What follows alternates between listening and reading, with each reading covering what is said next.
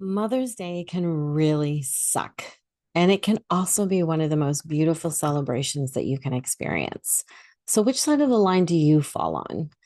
Today, we're going to be talking about the sucky part of Mother's Day, the part that gets lost in the noise in the celebration of a day that, for a lot of people, is definitely worth celebrating. But for others of us, it can be really, really hard. Hello, and welcome back to Grief, the emotional shitstorm you never signed up for. I'm your host, Margaret Dennis. I'm a women's life empowerment and holistic grief coach. And I'm the woman who's here to walk beside you through the messiness of grief, the cracks of your confidence, and the quiet aching that no one else seems to understand. This space here on this podcast, it's for you. And today's episode, well, it's going to go pretty deep. We're talking about motherhood and grief. Two words that, when we weave them together, hold some of the deepest, most complex emotions that we'll ever experience. Because when grief touches the role of mother or daughter, it doesn't just hurt, it really shakes you right to the core. So, grief in motherhood shows up in many, many ways, and not all of them look like death. Maybe you've lost your mom, and Mother's Day feels like a wound that never quite heals, right? You broke your heart, you've lost your mom. If you were close to her, that wound can be pretty deep. And on Mother's Day, it's a reminder that you've lost her. Maybe you're grieving the mother you never had, wishing she'd been softer, more present, more nurturing, more anything. So maybe your relationship with your mom wasn't what you had expected, wasn't what you needed, and you're grieving that. And maybe your mom's estranged. You don't see her, or you wish you had a better relationship with her. There's a lot of grief around that as well. Or maybe you're a mom yourself, but you're grieving the loss of a child. That's a really hard one that I personally can relate to. I lost my son when he was 3 days old. He's a twin to my daughter. And every Mother's Day, I love celebrating being a mom, but I always have that little twinge, that little ache inside that remembers that I'm also a mom to a little boy up in heaven. Or maybe you're grieving the dream of motherhood that never happened for you. You wanted to be a mom, you tried, you've gone through infertility treatments, your body just isn't cooperating. And unfortunately, motherhood has not happened for you naturally. Maybe you're adopting, or maybe then adoption isn't working out for you, or maybe you've adopted children and it hasn't worked out the way you thought it was going to be either.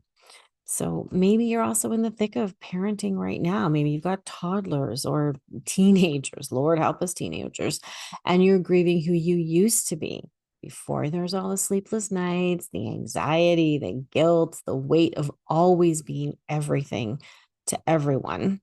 And you lose yourself in that. When you become a parent, you as a person seems to become secondary. So there's a grief around losing yourself through parenting as well. Or maybe you're on the other end of it and your kids have all grown up and they've moved out and you're grieving the space that they've left behind and you're experiencing that empty nest syndrome. All of that is grief as well. And grief itself, it doesn't really need a headstone. It doesn't need a place for us to actually physically go to. Our grief lives in transitions, unmet expectations, broken bonds, and the things that we wish had been different in our life. So for me, when it comes to Mother's Day, I have to say I absolutely love celebrating Mother's Day. I am very, very grateful that my daughter chose me to be her mom, and she's 16 now. And I've always truly enjoyed Mother's Day with her. I also get to celebrate with my mom, who is 82. And so I'm cherishing the time with her as well. But I also went through 6 years of infertility. So understand what it's like to have those heartbreaks every month when things don't happen for you, when you don't get the positive test back, when you're going through all the processes and it's just not working out. And for me, Mother's Day was always a time to celebrate being a mom because honestly, I love being a mom and I can't see any other role out there that is such an important role, at least for me in my life. And celebrating that is really important to me. But here's what I want you to know today. You are not broken for feeling the way that you do if you're grieving on Mother's Day. You are not weak because you cry every year on Mother's Day. Maybe it's a really hard day for you. Maybe this is the first year you're having a Mother's Day without your mom. That's going to be really hard. And you're not selfish for missing who you were before you had kids. And you're not too sensitive if your grief catches you off guard in the diaper aisle or at a baby shower or when a friend calls their mom. Grief that is tied to motherhood is very layered, very deep, and can come up and show up in so many different ways. It's also very sacred and it's allowed. You don't always have to be super happy and celebrating or putting on that brave face to get out there just because everybody else is celebrating. So, what can you do? This is where the fun part comes in. What can you do when the weight of this grief that you're feeling feels like too much? I have 5 heart centered ways to support you. So, get out a pen and paper. You can write them down or you can rewind and listen again. But I've got 5 ways that you can support yourself right now. The first one, really straightforward and something I tell my clients all the time. Give yourself permission to grieve how you grieve. Maybe you're grieving your version of what motherhood was supposed to be. That's okay. Whether it's grief over your own mother, your child, or yourself and the experiences that you've had, your story matters. It is important. And you don't need to justify how you feel. So you have permission to feel whatever you feel. Number 2, I want you to honor your emotional waves. And what I mean by that is our emotions, sometimes they hit us. If you think about the waves coming in on the ocean, right? They lap against the shore. So they come and they steep and then they slap down and they go away. And then they come back and then they go away. So maybe you're experiencing waves of tears, anger, numbness, longing, sadness. Whatever shows up, let it be there. Don't shove it down or judge it because if you push it down, it's going to come up in another way, whether it's coming up as anxiety, depression, skin rashes, sleeplessness, or you get snappy with everybody or you're impatient. So just allow yourself to ride these emotional waves and just let your emotions move through you, not take over you. And I know this can really be hard because we get afraid that if we let ourselves feel something, it's going to be all we're going to feel for the rest of our lives. It is not. Just give yourself permission to ride the wave. The third thing you can do is talk about how you're feeling with someone you feel safe with, whether it's your partner, a friend, a coach, or even journal about it. If you don't have anyone you can actually sit down and have a heart to heart, or you don't want to feel like a burden to somebody who's might be experiencing and celebrating their Mother's Day, grab a journal or paint, but just get it out, speak it, whether you're writing it or saying it, just share it with someone or something that you feel safe with. Don't keep it all locked inside. Number 4, I want you to celebrate or memorialize your memory, your mom, your child in your own way. Maybe you light a candle. Maybe you write them a letter. Maybe you pick them some tulips and say their name. Just create your own ritual, something that allows you to celebrate the way you want to or to grieve the way you want to.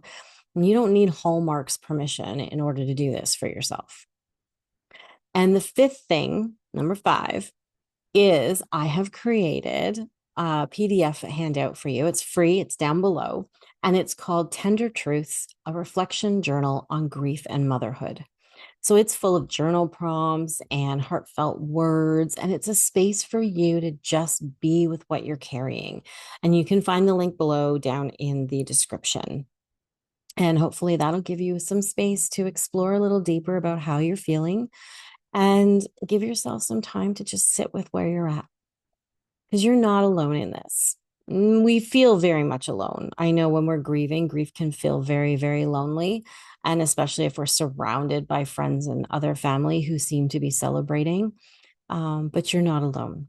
There are a lot of people out there grieving today, and a lot of people going out and just doing something to keep themselves busy, which, if that's you, good. Do whatever works for you. But whether you're grieving a person, a dream, a moment, or a version of yourself, you do not have to carry it in silence. You can find joy again.